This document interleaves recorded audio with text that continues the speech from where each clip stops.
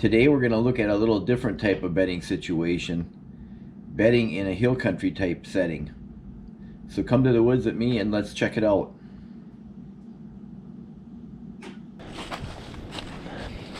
Sometimes these are good spots too for bedding. Like there was a bed back there. This land forms a big point coming all the way out here. Dan Infault has really good videos on the hill country, and there's good information in every one of his videos that fits almost every situation. Now when you talk hill country, this is what I would say hill country, even though it's not like hills or mountains, but you have quite an elevation change here, and these deer are going to behave like he says in that video. They're going to find a little shelf off of a point like this, and they'll lay down like off of this point right here, and then like lay down right next. A lot of times they lay down next to a tree on these hillsides. They'll put their butt right up against a tree. So this is a good spot to look, especially being a point sticking right out like that. The danger would come up over the top. If the wind is coming from that direction, they can lay down over here. The wind brings the scent in, and then they can watch this whole bottom.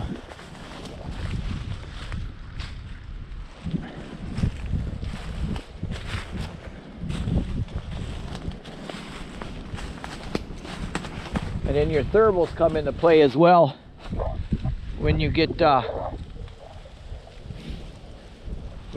this hill country situation, and that's something you really have to pay attention to, very much so. I've never been really that involved in areas where there's elevation changes a lot, but I have done a few hunts in a few areas where there are some pretty drastic elevation changes, drainages, creek bottoms, things like that, with high hills around. And a nice rub here. And I can tell you firsthand, I learned a lot in the few hunts I've done in those situations. And thermals rise when that air is warming up, just like a wind. It's the wind coming uphill.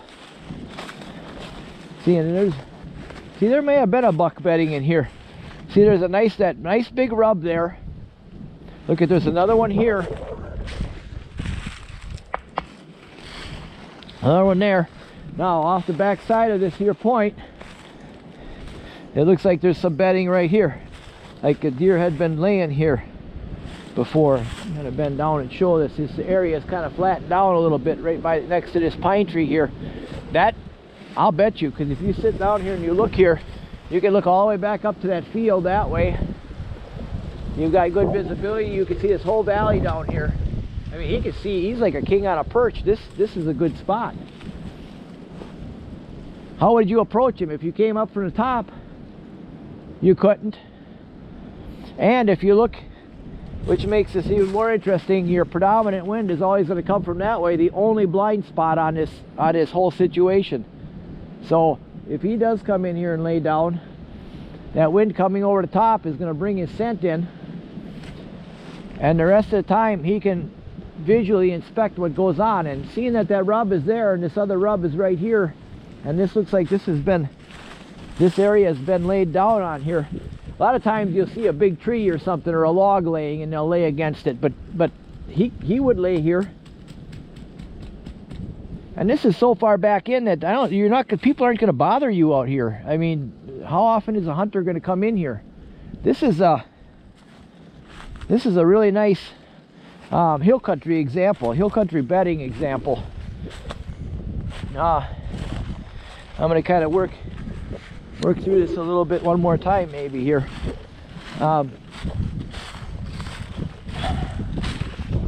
See that buck, he could go up there, he could feed these acorns, or he could hit these meadows up here. And then he comes back down in.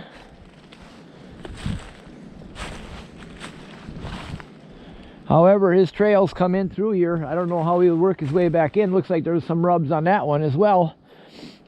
But he works back down in here.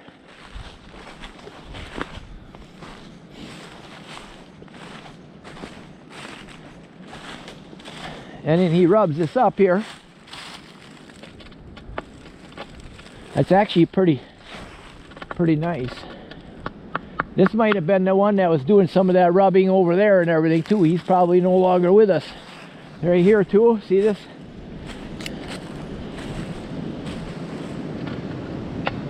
See, he'd get up. And I'm going to finish this out by showing where his bed is here.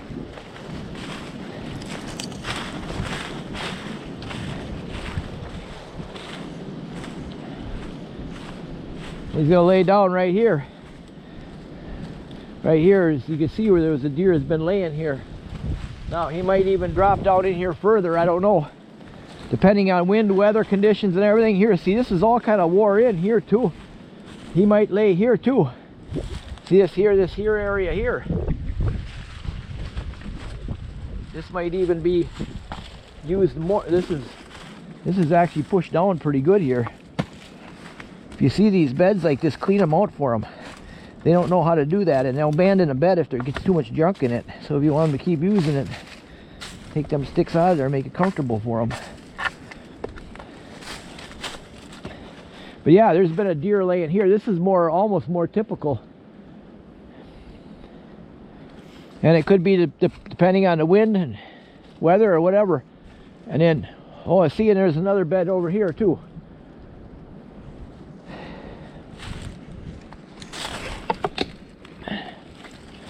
Right here. Laying right here on the other side of this log. And I'm looking right back at that little pine tree over there where he rubs up. Your predominant wind comes from that direction. If he circles in and lays anywhere in any of these spots he happens to pick for the day, any danger coming over the top will bring the air, will bring the scent to him. So his nose will protect him from anything coming over the top. Otherwise, he can watch that whole valley all the way down. You couldn't come close to him. If you came in from that way, there's no way you could approach this deer without blowing him out of here. And even from several of these beds, he can actually see up till the field edge over there as well. Like from this one right here, he can actually see back up toward that field edge as well again. So that's usually what you find when you find a good bed like this is how would I hunt that deer? You know, because even now you know where he's at. How am I going to approach this? Whatever you do, you have to try to guess where he's going to go, like up to the field edge or whatever, and then you have to back off far enough and set up a stand where he can't see you, and then you have to hunt it with the appropriate wind so he doesn't wind you either. I think this deer is dead though, but maybe not. Really good example of a hill country bedding situation. Check out Dan Infold has got a lot. Hunting Beast. Go on huntingbeast.com on the internet. He's putting together a book of all the different types of terrains you can hunt and how to approach hunting them. It's really comprehensive.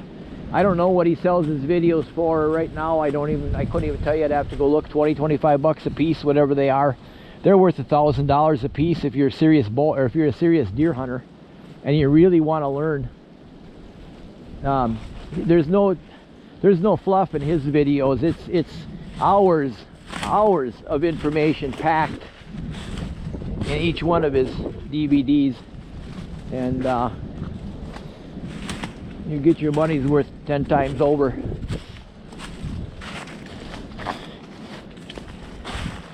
Here's another smaller whippy that got all snapped off by a buck.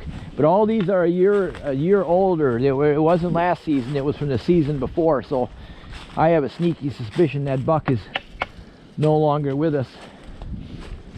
But that doesn't mean that another buck won't use that area, because they learn the wind, the thermals, and they learn how everything works.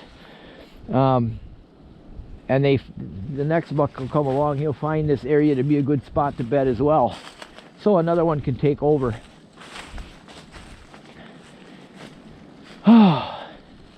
But anyway, yeah, so if you guys want to learn how to deer hunt, go check out some of Dan's videos.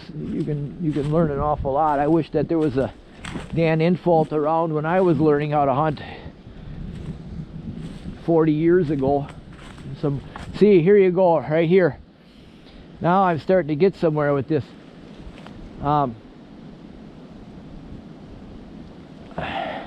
There's a rub here and a rub here, and there's a nice edge here, a nice corridor coming right down through here, down into that. So I wouldn't be one bit surprised that this is how this buck exits and enters this area a lot of times, or did do that. It's kind of a nice little path, nice little trail. I could see him coming right in and hooking right up in there and laying down. And when you check these areas out, that's what you got to do. You got to walk around and walk around them and walk around them and get a feel for how he might flow through that area. But when you learn these things jump out at you then. Like right away when I came across that point, the first thing I thought was, that's a really good point for a deer to bed down on. Really safe spot. Another bed right there. And I didn't see the back side of this, but this was all shredded on the back side here, 2 different spots. So I have a feeling that that buck was kind of using this to come and go. Now I don't really want to continue up on top there anymore, because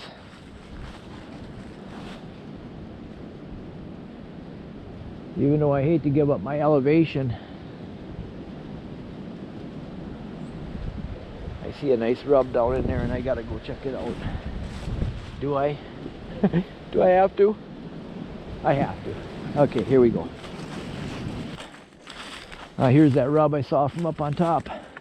Again, that one looks to be what I would call historic, from 2 seasons ago, I think. And that tree is hooked up a little bit too. Now, I'm sure that was all that same buck. He was coming down. He would come down that edge there, and then he'd go and he'd hook buck, and he was bedding up in there. At least one of his beds. Another old historic rub down here. Another one here. There might have been more than one buck in here, but I have a sneaky feeling that we found that buck's kind of core area there. Another nice rub here. Another one there. That tells me that buck also used this bottom. And he probably used that as approach to that bedding as well. Coming and going down into this bottom. There's another one right up here, another one right here.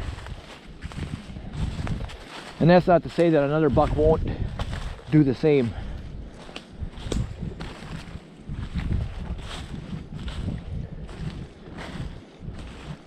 But this bad boy really wanted to rub everything. Another one up in there. Should have been here last year. Okay, well that was a pretty good example of a hill type bedding situation. So next time you're out scouting those terrain changes, watch for that situation. And again, thanks for watching.